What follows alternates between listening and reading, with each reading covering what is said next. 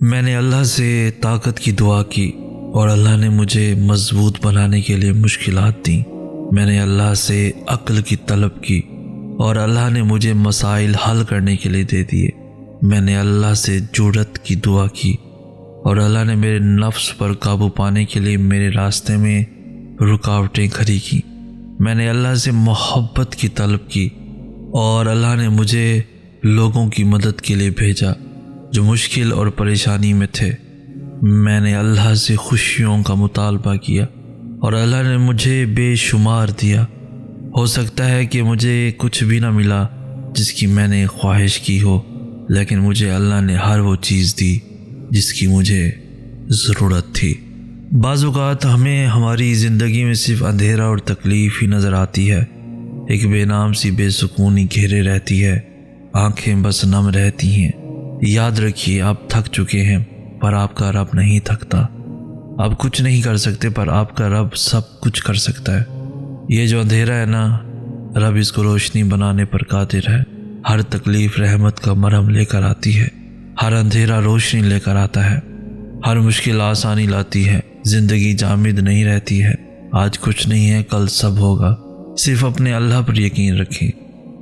نماز، قرآن، سیرت وہ ہیں جن کو تھام کر آپ اپنی گھٹن زدہ زندگی میں تازہ ہوا پیدا کر سکتے ہیں، اذیت کو راحت میں بدل سکتے ہیں، تکلیف کو آسانی میں بدل سکتے ہیں، اکتاہٹ کو سکون میں بدل سکتے ہیں، غم کو خوشی میں بدل سکتے ہیں۔ بس یہ بات مضبوطی سے پکڑ لیں کہ میرا اللہ ہر چیز پر قادر ہے۔ پر امید رہیں، اللہ سے امید لگائے رکھیں۔ پتہ ہے ہمارا مسئلہ کیا ہے؟ ہم انسانوں پر فوراً اعتبار کر لیتے ہیں۔ ہم دوسروں پر بھروسہ کرنے کے لیے تیار کیوں رہتے ہیں؟ ہم کسی انسان پر آنکھیں بند کر کے اعتبار کر سکتے ہیں، لیکن بات جب اللہ کی آتی ہے تو ہم اللہ سے سوالات کرنے میں اتنی جلدی کیوں کرتے ہیں؟ ہم نے کیا کیا؟ ہم نے کیا کہا؟ ایسا کیوں ہوا؟ ہم سے یہ نعمت کیوں چھین لی گئی؟ جب ہم اللہ تعالیٰ کی بے شمار نعمتوں میں سے ایک کا بھی شکر ادا نہیں کر پاتے، اپنے اچھے وقت میں اللہ کو یاد کرنے میں، اس کا شکر ادا کرنے میں ناکام رہتے ہیں، اور جب وہ کسی آزمائش میں ڈال دیتا ہے تو ہمارے ذہنوں میں کون سے خیالات آتے ہیں، ہمارے منہ سے کون سے افسوسناک الفاظ نکلتے ہیں۔ اللہ پر مکمل توکل کرو اور کبھی بھی اپنے یقین کو کمزور مت پڑنے دو۔ ہمارے لیے اللہ پر بھروسہ کرنا کامیابی کی راہ اور فتح کے حصول کا ایک ذریعہ ہے۔ کبھی بھی امید سے محروم نہ ہو، اور ہمیشہ یہ یاد رکھیں کہ یہ ایک سچے مومن کی نشانی ہے کہ جب انہیں اللہ تعالیٰ کی طرف سے کوئی نعمت مل جاتی ہے تو وہ اس کی تعریف کرتے ہیں، اور اسی وجہ سے انہیں اجر ملتا ہے اور ان کی برکات میں اضافہ ہوتا ہے۔ اور جب کوئی آفت آ جاتی ہے وہ صبر کرتے رہتے ہیں، اور اس کے نتیجے میں انہیں بدلہ دیا جاتا ہے، اور اسے کہیں بہتر دیا جاتا ہے جس کا وہ گمان بھی نہیں کر سکتے۔ اے اللہ، میں دوبارہ لوٹ آیا ہوں۔ میں آپ سے بہت سی باتیں کرنا چاہتا ہوں۔ میں جانتا ہوں کہ میں نے آپ کے منصوبوں پر بہت سوال اٹھائے ہیں۔ میں نے روتے اور سسکتے ہوئے اپنا وقت گزارا، یہ جانتے ہوئے بھی کہ آپ نے میرے لیے یہ فیصلہ کیا ہے۔ میں نے پچھلے چند مہینوں میں بہت سے سوالات کیے۔ میں اس سے کہیں زیادہ رویا ہوں جتنا میرا دل اور میری روح برداشت کر سکتی ہے۔ میں نے ایسی باتیں سوچی جو مجھے شاید نہیں سوچنی چاہیے تھی، لیکن میں جانتا ہوں کہ آپ سب سے زیادہ رحم کرنے والے ہیں۔ میں تھک گیا ہوں، لیکن آپ ان سب سے پہلے سے ہی آگاہ ہے۔ اس وقت میرا دل بہت درد میں ہے، میرے آنسو رکنے کا نام نہیں لے رہے، میری روح تڑپ رہی ہے۔ میں بہت تکلیف میں ہوں۔ میں نہیں جانتا میری قسمت میں کیا ہے، آنے والے کل میں میرے ساتھ کیا ہوگا، آپ نے میرے لیے کیا لکھا ہے۔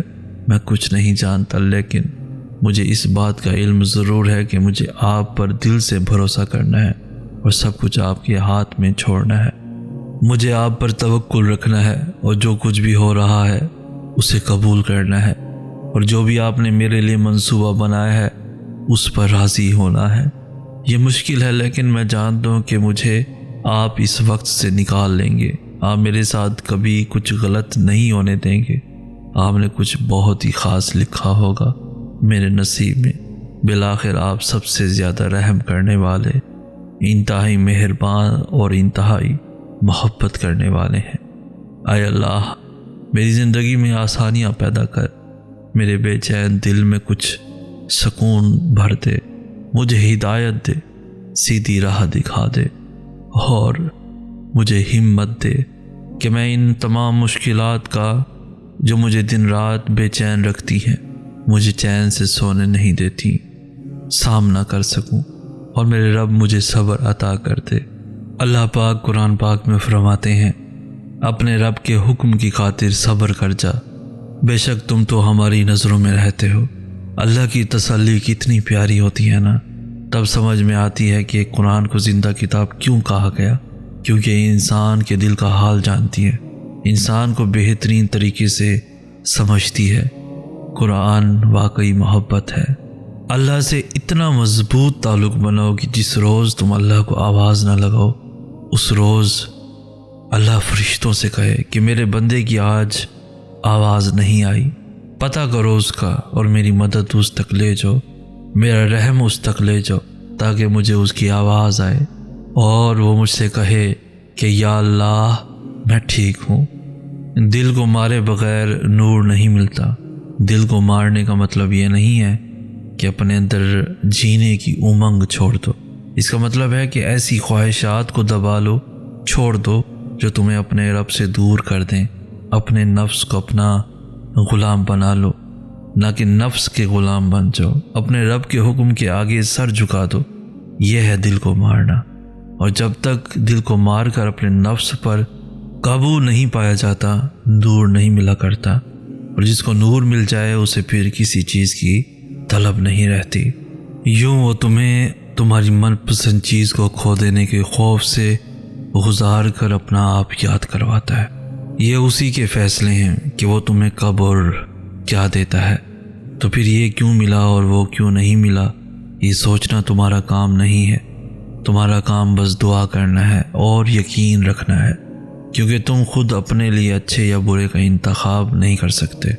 تم خود ہی خود کے ساتھ ناانصافی کرتے ہو۔ اللہ تمہارے ساتھ کبھی ناانصافی نہیں کرتا۔ تم انسان ہو، تم ہر چیز کو نظر انداز کر سکتے ہو اور تم بھول بھی جاتے ہوگے، لیکن وہ تمہارا اللہ ہے جس نے تمہیں بنایا ہے۔ جو بھی تم کچھ کرتے ہو وہ اللہ کچھ بھی نظر انداز نہیں کرتا، اور وہ اللہ کچھ بھی بھولنے والا بالکل نہیں ہے۔